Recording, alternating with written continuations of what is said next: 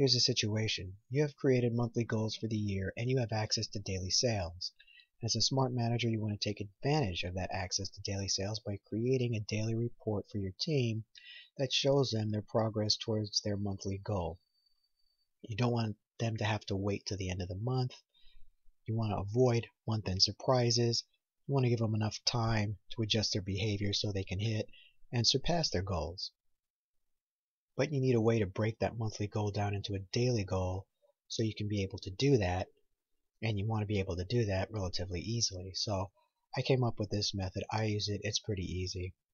Let's look at the bottom part first, because you can get this information off of what happens up here. You have this monthly goal, which is basically given to you, but now with this information up here, you can determine the month-to-date goal. And then you get your month-to-date sales from an outside source, and now you can get your month-to-date progress against your goal. So now let's look up at the top here. I only need to input one value, and that's today's date. And I need to do that every time I run the report. I'm going to put in today's date, and then it has to find the last completed business day. Now the last completed business day is just that. It can't just subtract one day, because that would be yesterday, and yesterday could have been on a weekend and it could have been on a holiday.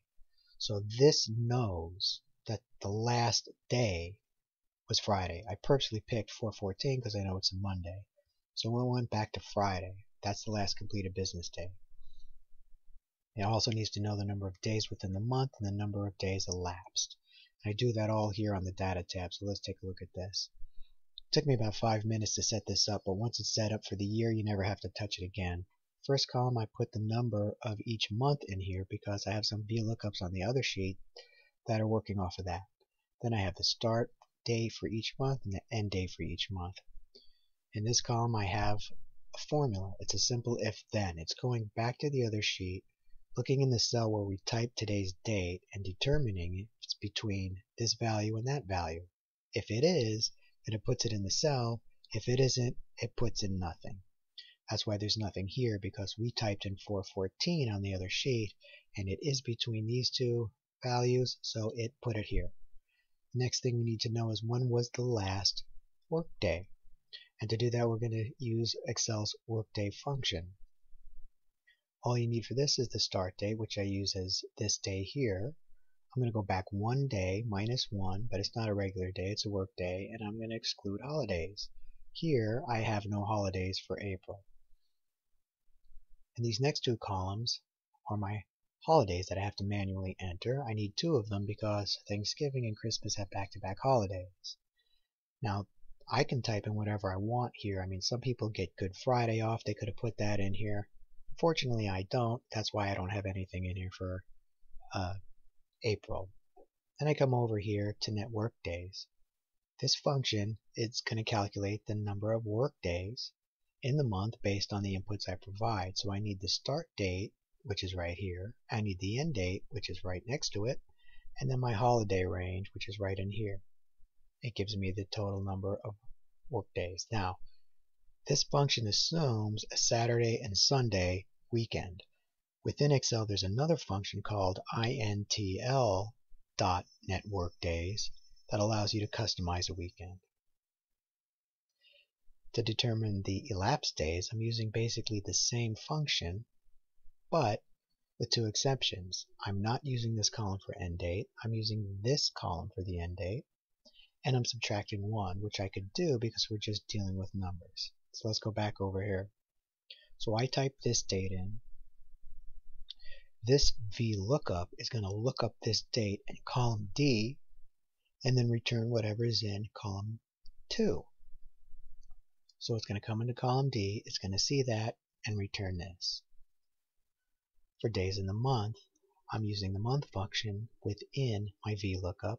So it's going to find the month for the date we typed in here. In this case, it'll be 4. It'll come over here, find 4, and return this. For days elapsed, I needed to get a little tricky because this date could be the first date in a new month, and this day would be the last day in the prior month. So let's look at that. I happen to know March 3rd is the first business day in March. It also happens to be a Monday. which means the last completed business day was Friday the 28th.